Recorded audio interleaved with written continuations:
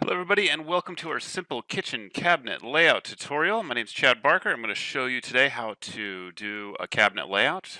And this layout's going to basically have everything you need to get a kitchen cabinet design completed from start to finish. Okay, so let's get started. Now what I like to do here is start in the corners. And I'm always going to go over here and throw in my corner cabinets. I'm going to start with a base 90. We're going to do a right side hinge. Okay, this is also available in our catalog there. All right, so I'm going to start in the corners. I know I have a 90-degree corner here. I'm going to put a base 90 cabinet in. Now, one other thing we know that we need to do here is we're probably going to have a window. And in this layout, I am going to use a real quick window. And I'm just going to put it on the wall right here where I need to put it. It doesn't really matter. I'm just going to put it in kind of a random location so we can kind of see how this can work. Okay, I'm just going to put it right here, 26.5 inches away from the sidewall. And I'll show you how to design around that. So basically, you're going to want your center line of your window, and we're going to match that up now with our sink base cabinet. So let's pull a sink base cabinet out here. I'm going to use a 2-door, 1 false front sink cabinet, like this guy right here. My center line on this guy from the right is 39 inches, so I'm going to make it the same. All right. So I got a 30-inch sink base cabinet. Now, to the left of the sink cabinet, I want to put a dishwasher opening. Now, right now, you see here, I got 30 inches. I need to make that 24. So if your sink, if you have a a base 90 cabinet here, you can either expand this over a little bit to close that gap up. I want to get to 24. My sink base cabinet, I'm going to make it 36 inches. The reason I do that is because most sinks are made for a 36-inch base sink or base cabinet. It gives you about 34.5 inches. If you go in here, 34.5 from this point to this point, it'll figure out most, or it'll actually work with most of the base sink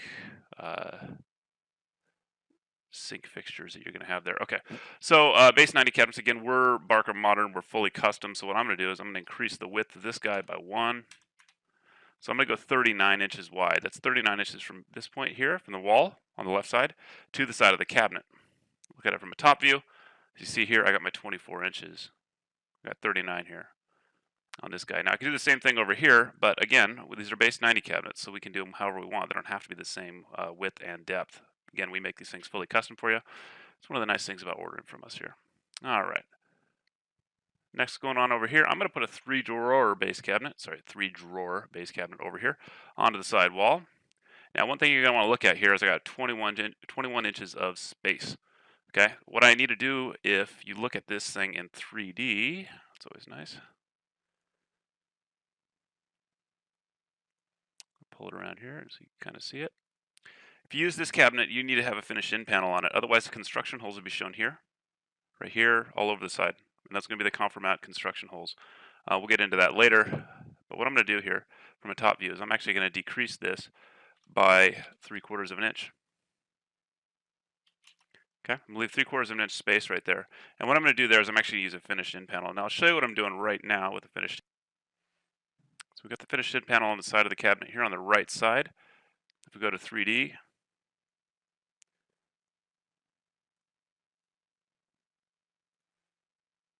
you'll now notice that the side of the cabinet is now covered. Now I left 4 inches of exposed toe kick on the side because in this example, I want to run a toe kick, a front, like a little toe skin around the face of here. And we'll do that very last step.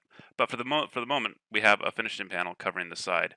Now I'm using a vertical grain finished in panel on this cabinet only because I wanted to show you that there's many different ways of doing it. You don't have to just have, horizontal grain here or vertical grain, all the way around. So I don't have to do vertical grain on the faces. You can actually mix it up a little bit. No matter what, on these finished in panels, on the front edge right there, this guy, that's always going to be vertical grain. We don't have a horizontal grain edge banding, so that doesn't really matter. So in this case, I'm going to mix it up. I'm going to do my finished in panels with vertical grain, and I'll show you where that is a benefit when we get into the tall cabinets because our horizontal grain tall finished in panels are only available up to 80 inches because the sheets come in at 80 inches. 80 inches by 110, so I cannot make them wider than 80 inches if they do not come from the mill that way. So anyway, that's what we're going to do. We got a nice vertical in panel there. Okay, so what we've done so far, to kind of recap, we've done the whole wall right here, and we're going to base everything off of that. I got my 24 inches of space for my dishwasher. I got my 36-inch wide sink base cabinet. And I have my drawer stack, which is just a custom 20 1/4 inch wide. Pretty easy. Okay, now turning the corner over here, we're going to continue with base cabinets. So what I'm going to do here is I'm going to put a oven right here, this guy right here. I'm going to leave 30 inches of space. And what I am going to do, and you can do anything you want, of course, is use a one door, one drawer base cabinet right there. Let's go to elevation view and I'll show you what I'm talking about. Let's leave 30 inches of space instead of 16. Obviously, that's not going to work. The range that you're going to get is going to have different specs for it. They're going to say, hey, look, let's use 30 inches exactly of space. They might say a little bit less, but typically it's going to be 30 inches or 36, depending on the range manufacturer. Those are pretty solid. That includes a dishwasher opening and the range opening. I'm just going to leave 30 inches between two cabinets. No problem. All right. Now, when you draw these things out, I got 137 inches here. I just literally just pulled that number out of the air here, so I'm just going to use that as kind of my piece, my workspace here, and we'll kind of go from there. All right, let's take a look at this. What we want to do over here is I'm going to put the refrigerator in this area, as well as a small little pantry area for storing dry goods and whatnot. So let's go back to the elevation view here. Now we know that we need 3/4 of an inch space here, right? We're going to do a tall finished in or a tall cabinet. Let's use 3/4 inches of space, and then let's also use a tall pantry cabinet. Obviously, I'm going to take that and I'm going to put it 3/4 of an inch away from the wall, leaving a little bit of room for my finished in panel between the edge of this cabinet and there. All of the finished in panels are always 3/4 of an inch. Okay, I'm going to use this one at 64 inches. 64 inches is a good round number for a pantry cabinet. Now, our pantry cabinets are only available up to about 80 inches. And the reason why you wouldn't want to go higher than that is having a single door cabinet above 80 inches can create some issues with warping and whatnot. Also, it's a huge door. It's just it's out of control. So just be sure you don't use that. Obviously, if 80 inches tall, you can go up to 80 inches, but that wall cabinet up top gets a little bit smaller. Use your top cabinet for whatever you want. I mean, you can put up, like holiday dishes and whatnot up there. It's a little bit harder to reach, but this 64-inch tall pantry cabinet is pretty much your mainstay, everyday, snacks and stuff like that. If you have kids, I know my kids do the same thing. So love to get in there. Love to get snacks at their levels. It's always nice to find those wrappers. Okay, getting back to it. You can make this any 1/4 inch increment. Let's just make it 16 for now. What we want to do here is get this 36. I want to get about, let's see, I want 36 inches. Okay, that's a good solid refrigerator opening. Now, that one is a little bit more temperamental. The refrigerators really depend on what refrigerator you're going to buy. There's 30-inch refrigerators, there's 36, there's 42s, there's 48s. Everybody's different. Okay, so I'm just going to go with the 36 here for the sake of simplicity. I'm going to make this cabinet right here 16 1/4. That gives me 36 inches from the side of this to here. I do not need finished in panels on this side of the pantry cabinet because that refrigerator is probably going to be about a 1/2 inch away. Now you can use finished in panels to enclose this opening if you really want to. That's no problem. I'm just trying to keep your costs down because finished in panels can get a little expensive. The one other thing we do need to look at here, because I want to enclose this, is I want to use a tall finished in panel here to enclose this area. So I'm going to pull that in right now. I don't want to confuse you guys, but let's pull it in real quick here. Vertical grain, tall finished in panels. There we go. It's a single guy right there. And since I'm using this tall finished in panel, I can, I'm now down to 35 1/4. Now, I said I was going to keep that at 36. So I'm just going to decrease this pantry cabinet by 3/4 of an inch. All right. 15.5, that's the width. Perfect. All right, tall finished in panel right here. I got 96-inch ceiling height. Okay, I want to keep it 4 inches away from the top. That's just kind of our general standard. Now you can go down to 2 inches if you want to. I'm just doing it 4 inches because that's what we've always done in the past. Anything between 2 and 4 inches is completely normal, so I'd highly recommend doing whatever you want to do there. So I'll make this tall finished in panel. I'll order that thing at 92. There we go. Still have my 36 inches here. No problem. And now what I want to do is get a 2-door wall cabinet above here. All right, I'm going to pull that out of my catalog. Same idea. Now, one thing you're going to look at is how tall should the opening be. Typically it's 72. Again, that's one of those things. Check the specs on your refrigerator, and they'll tell you how much they require. Typically, like GE and all the things you buy, like a generic hardware store or appliance store, is going to be about that. So now the depth I'm making for these guys, that's depth from front to back, is going to be 26 inches. Now the reason I'm going to do 26 inches here on the depth for these guys is because when this countertop, let's zoom over here. Notice right here, you got a countertop. It's going to have to die off into the side of this. If this thing was set back at 24 inches, it's going to be back to the face right there. So if that finishing panel is back 24 inches, you're going to have a little nub sticking out right here. It doesn't really look right. Pull it out 2 inches, or, in this case, it's going to be 2 and 13/16, but, about 2 to 3 inches out. That way the countertop's going to stick out about 1.5 inches. It's going to die off right here. It's going to have a nice little lip of the countertop, or the finished-in panel being exposed. And it's going to be a nice way to clean up that nub of countertop that would otherwise be sticking out. That's what a lot of you see at big box stores. They try to limit their selections to 24, and then you get that stuck with that weird looking corner right there. And sometimes the granite contractors can't finish it out, so because it stays rough, it's just a little eyesore. Okay, same thing here. I'm working my way back across the kitchen. While we're here, I'm going to just put the finished-in panel in so I don't forget. What I did was I just copied this tall finished-in panel and then added that in. Here's a 3D view of the area. Boom. Again, I'm going to shorten up this guy right here. If you want to, you can shorten these guys by 4 inches. What I'm doing right there is increasing the height by 4 inches. So now, notice this. Now I have the toe kick going around the front right there. Some people like to run them down to the floor. Some people like to run them at 4 inches higher. It makes it a little bit shorter for the end panel. I'm going to do it like that because it's about 50-50, and I just want to use a toe skin up. So this guy right here. So what we're going to do now is we have a oven in this area.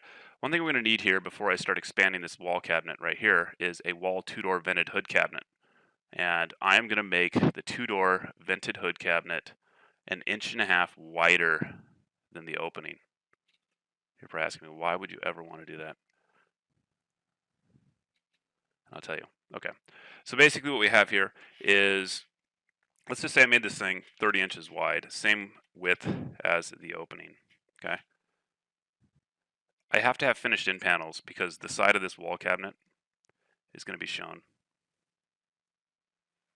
You don't want to see construction holes right there. So remember, let's take this, let's make it 1.5 inches wider. So I'm going to add 1.5. And now I can put my finished in panels here, maintain my 30-inch width, have another finished in panel hanging down here as we go into this other corner. Okay. Now that's pretty important because if you don't have that, then if you don't have those finished in panels in there, then you're going to have to skin that side of that cabinet. That's just a real pain. Okay, so what I did here was put this other wall cabinet in this way. And now we can look at the corner. I shrunk it down a little bit. A lot of people like the wall 45s. A lot of people like the wall 90s. I'm going to use the wall 45 just for this example. You could use either one. You could even use blind corner cabinets. It doesn't really matter. Do whatever you would like. Typically, you want to hinge your door so that the hinge side is on the least accessible side. So notice here I have this one hinged on the left side, this one hinged on the right side. They do not have to be the same, this one and this one. It's almost never the same. Don't try to make everything equal. Go based off of functionality. In this case, we're going to do the 30-inch cabinet here. Now again, where you can play around with this elevation a little bit is the fact that you could actually shrink these wall cabinet and this base cabinet. You can shrink them down a little bit and then increase these sides if you want to make them a little bit better. So let's do that right now. I know this video is probably going to be a little long, but you'll probably like this. So let's just say, for example, I want to shrink this down by 2 inches. That's no problem. 15.25. Again, we're custom. We can do any of these dimensions that you want. Okay, I'm going to do that, and I'm going to increase this guy right here to 13.25. Let's just do it down 1 more inch so we can make them equal. Don't get so hung up on the fact that everything has to just be perfectly equal. It doesn't really matter. The idea is to make it so that everything looks, proportionate. But the idea is to make it so that this thing is functional. If your gas lines, for example, are hanging like right here, you don't really have a lot of room to expand this base 90 cabinet. Okay, so just make sure that it all works out. If you want to really get into it, that's fine. Okay, so what I'm doing here is I am decreasing the base cabinet so that it matches up with this tall cabinet. I still have my 36-inch space here, a 3/4 inch hood enclosure. I mean refrigerator enclosure, sorry. And again, like I said before, you don't have to use a finish-in panel and stuff like that here. If that's if that's something you really want to look at, you can make a real nice enclosed opening. But again, it's going to decrease your cabinet sizes here, and it also adds a little cost to your project. Okay, 31.5. Let's put some Put some wall finished in panels in there. See what it looks like. What I'm gonna do is I'm just gonna pull out a wall finished in panel. I'm gonna use vertical ones. And I believe that's 18 if I remember correctly. And I was not right, so let's go 23. Sorry, not trying to mumble here. Okay, so basically what we're going to look at here is the bottom of your wall cabinets. One thing I kind of skipped over a little bit, elevation. Let me just draw it in here for you. Elevation between the bottom of the wall cabinets, right there, down to the top of the finished floor. That's there. That was not very nice. All right, let's try that again. I changed it over to a linear dimension. All right, so here we go. About 54 inches. Perfect.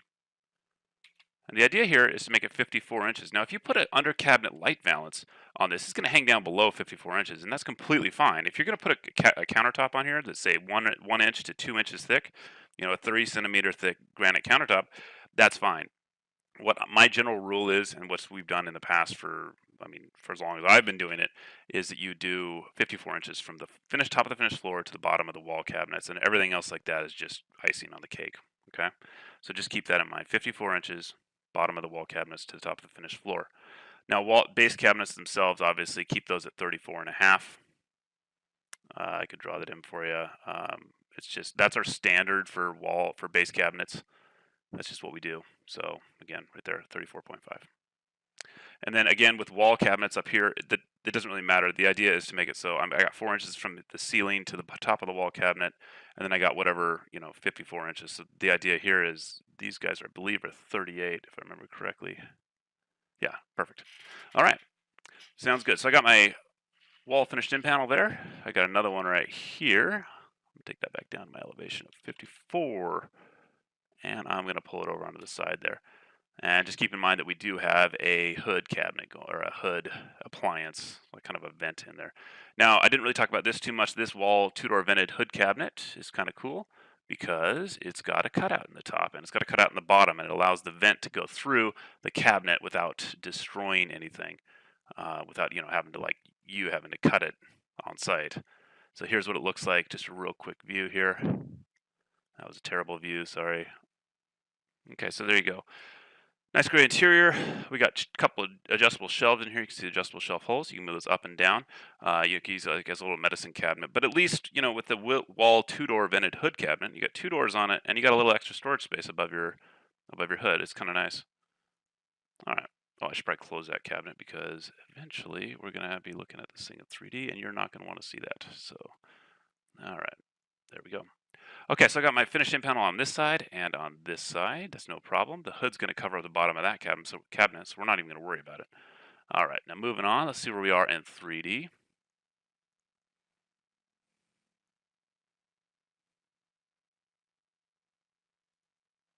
And there we go. All right, so we've got nice horizontal grain faces. We've got some vertical grain end panels. Keeping it nice and simple. As you can see, now we just got this one wall left. Okay, let's take a look at that wall. All right, there we go. Now we have the window here, so what I'm going to do is just come over here with a 2-door wall cabinet, if I can find it. There it is. And again, this 2-door wall cabinet can go up to about 48 inches. So what I'm going to do is I'm going to take this one over, and I'm going to take it, say, between, I'd say take it between, 2 and 5 inches. If you have like a big crown molding, sometimes the window can get in the way, or the trim of the window can get in the way.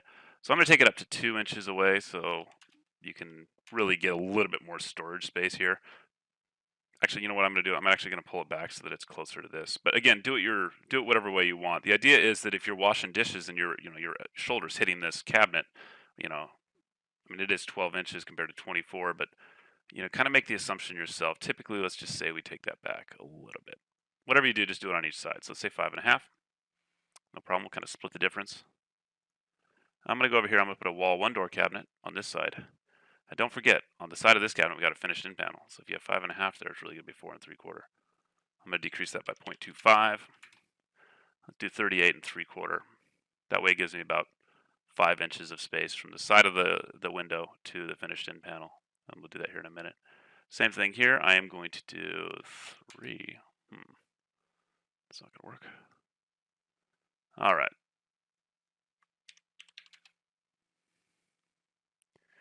And I'm going to take this wall cabinet, and again, the least accessible part of it's probably going to be on the right side, so I'm going to use my hinges over there so that it opens up that way.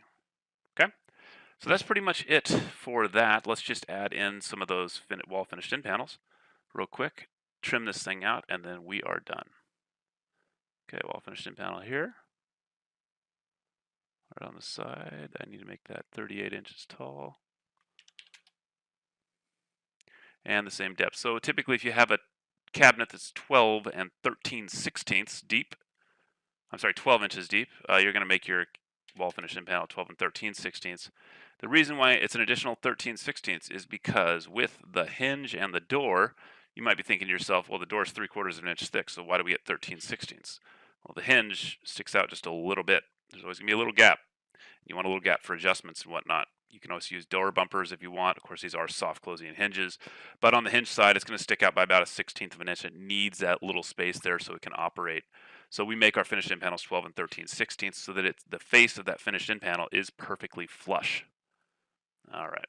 So I got finished in panel here. I got one here, here. Any side of a cabinet that's exposed to view and it's not being hidden by appliance. I don't need one here. Obviously, we got a dishwasher. There, that's an oven, no problem. Here, hood on the top, so I don't need to cover the bottom of that top. And here we got a refrigerator. I got a big tall in panel here. So here we are in 3D. Sorry about this. I don't know why it does that. A little glitch in the system. So anyway, you can kind of see here I did start with that finished in panel. Right here I would just use a toe skin. Toe skins are ordered at 4 inches in height, just a matching toe skin. You can use it in the horizontal grain is typically the way that it comes the longest. Otherwise, if you do vertical grain, again, remember our limitations on the sheet sizes. You could just do a horizontal grain where it goes like this, trim it out. You really don't need it on the inside of this, but you could trim it out here, here, here, skip here, and then put it back to the wall. You're good to go. Same thing with crown molding. That's what we would do above the top here. So let me add that on real quick. Okay, so I just added some crown molding onto the top here.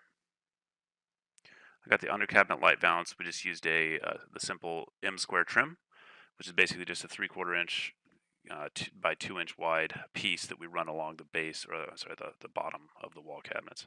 Same thing around here. You can see the finished in panels kind of frame out that door. Same thing here with the top as well. And then what we have over here is going to be a toe skin. I forgot to do it right here. Sorry about that. Same thing here, toe skin, showing toe skin here. And then let me zoom in here on these guys, and we can kind of see exactly how this stuff works.